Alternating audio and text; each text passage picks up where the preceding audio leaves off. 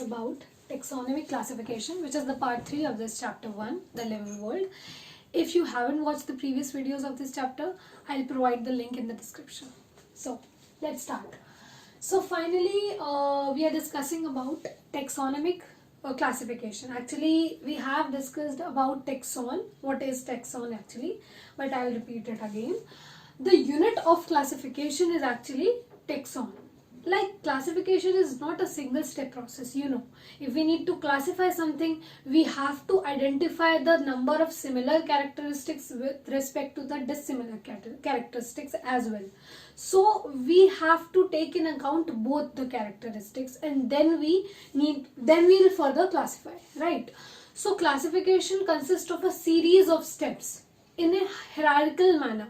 So that hierarchical steps or manner in which we classify a certain organisms termed as taxonomic classification.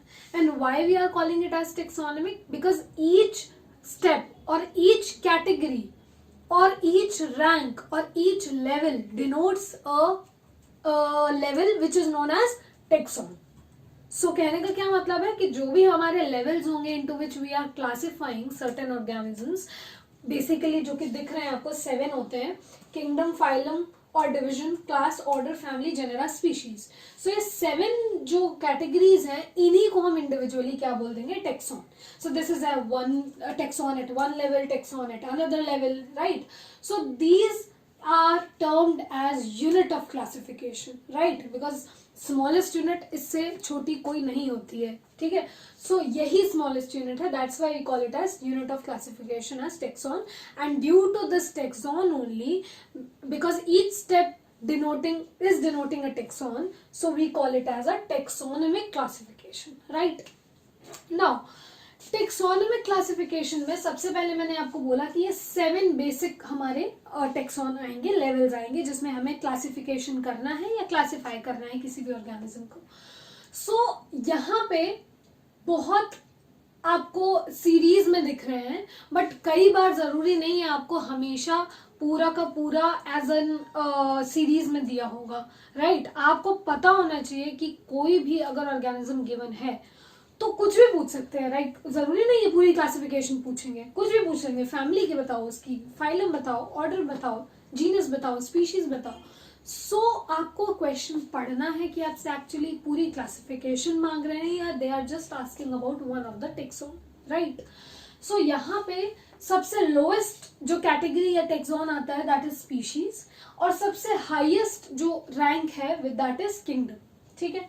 तो यहाँ पे जो ये दो आप देख रहे हो, फाइलम और डिवीजन, फाइलम डिनोट्स और phylum is used for animals while division is used for plants, right? Now कुछ तो बेसिस होगा ना कि हमने किंगडम के बाद फाइलम लिया, फाइलम के बाद क्लास लिया. तो बेसिकली अगर मैं डिफाइन करना चाहूँ तो मैं कैसे डिफाइन करूंगी? मैंने अगर बोला अगर ये लोएस्ट कैटेगरी स्पीशीज की है, सो जेनेरा में क्या होगा? जब हम जेनेरा में जाएंगे तो हम बोल देंगे group of organism consisting of closely related species, right? तो यहाँ पे जब जेनेरा में क्लोजली रिलेटेड स्पीशीज आ गया तो मतलब क्या हो गया कि स्पीशीज जो डिफरेंट इंडिविजुअल ग्रुप था स्पीशीज का, अब आपने 4, 5, 6, 7, 8 group of closely related species को आपने क्या बोल दिया? जेनेरा, ठीक है? अब अगर मैं जेनेरा से फैमिली में जाऊंगी तो क्या होगा कि मैंने aggregate of genera, same genera वालों को या क्लोजली रिलेटेड जेनेरा वालों को मैंने क्या कर दिया? क्लब कर दिया, और उसने क्या बना लिया? एक फैमिली, ठीक है? सिमिलरली ऐसे ही चलेगा. फैमिलीज बहुत सारी ऑर्डर बना देंगे, ग्रुप ऑर्डर बहुत सारे क्लास बना देंगे, क्लास, फाइलम, किंगडम, ठीक है? तो यहाँ पे अगर सिंपल वर्ड्स में बोलूं तो दिस इज, आपको ऐसे ही चलना है. आप कहीं से भी कुछ भी नहीं ले सकते हो कि स्पीशीज के बाद आप फैमिली पे चले गए, फैमिली के बाद फाइलम, नहीं. There has to be a sequence, right? Now अगर मैं यहाँ पे बेसिकली बाकियों का तो आप देखोगे तो आपको ज्यादा कुछ रिमेम्बर नहीं रखना है, ज्यादा याद नहीं रखना है, आपको सीक्वेंस तो याद रखना ही है, बट उसके अलावा जो मेन पॉइंट्स जो आते हैं यहाँ पे वो 2 आते हैं.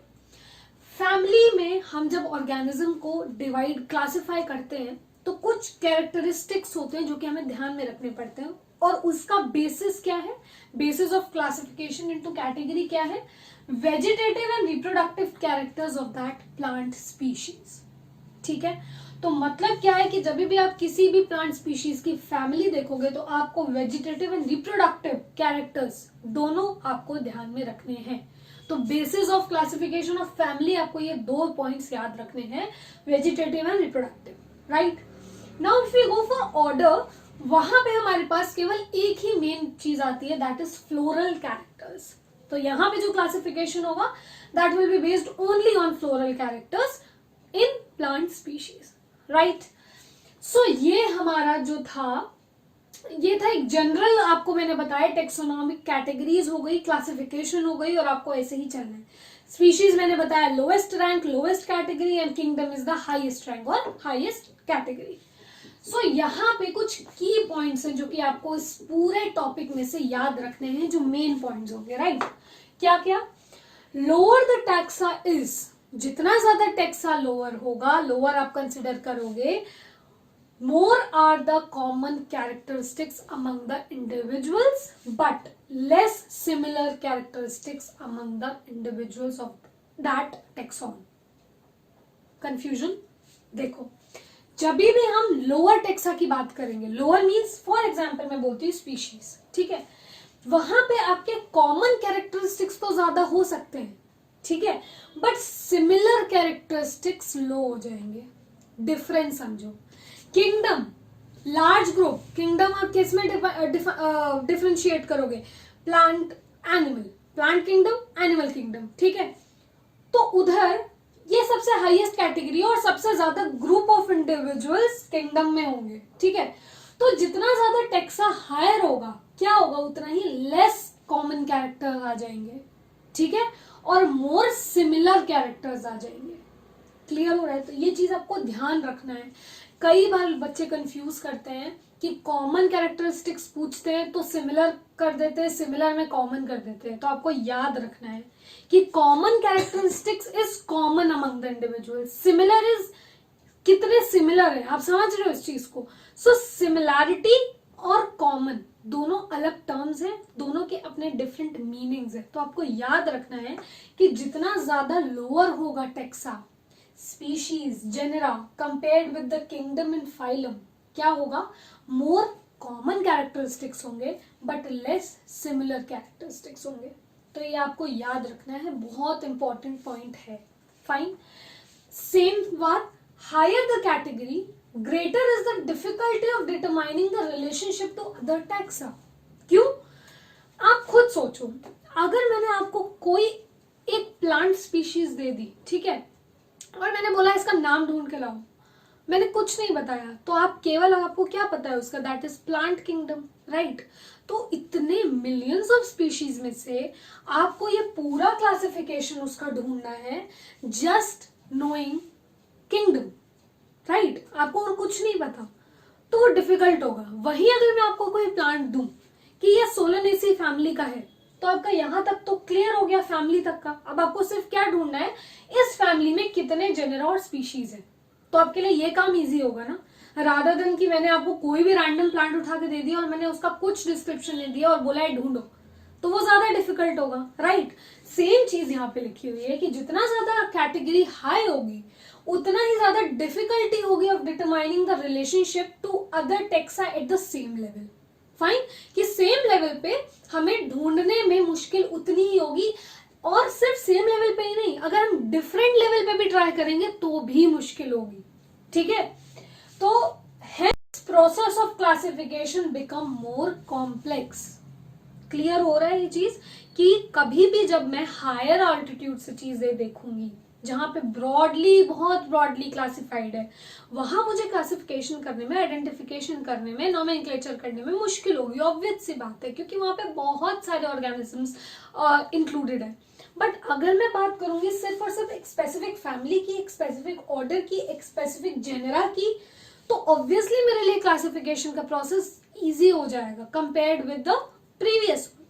तो ये 2 पॉइंट्स बहुत जरूरी याद रखने हैं कि जितना ज्यादा लोअर टेक्सा होगा, कॉमन कैरेक्टरिस्टिक्स बढ़ेंगे, means from kingdom to species क्या हो रहा है, टैक्सा लोअर आ रहा है, that means number of common characteristics increases, while number of similar characteristics decreases. Fine. Whereas जितना ज्यादा हायर कैटेगरी होगी, ऑब्वियस चीज है, उतना ही ज्यादा मुश्किल होगा क्लासिफिकेशन का प्रोसेस, क्योंकि आप रिलेशनशिप नहीं डिटरमाइन कर पाओगे even at the same level और एट द डिफरेंट लेवल. ठीक है, तो इस चीज से हमें ये क्लियर हो गया कि हमारे क्लासिफिकेशन क्या है, क्या कैटेगरीज है, 7 रैंक्स में डिवाइड किया गया है just for the sake of more convenient method of classification, या फिर कह लो कि और ज्यादा प्रिसाइज होने के लिए. ठीक है, और उसके बाद हमने बोला है 2 मेन पॉइंट्स कि जितने सिमिलर और कॉमन कैरेक्टरिस्टिक्स कैसे आप डिफरेंशिएट करोगे और कैसे आपको क्लासिफाई करना है on the basis of these characteristics. और फैमिली आपके किस पे डिपेंड करेगी, on the vegetative and reproductive, while order आपका किस पे डिपेंड करेगा, only on the floral characteristics. Fine.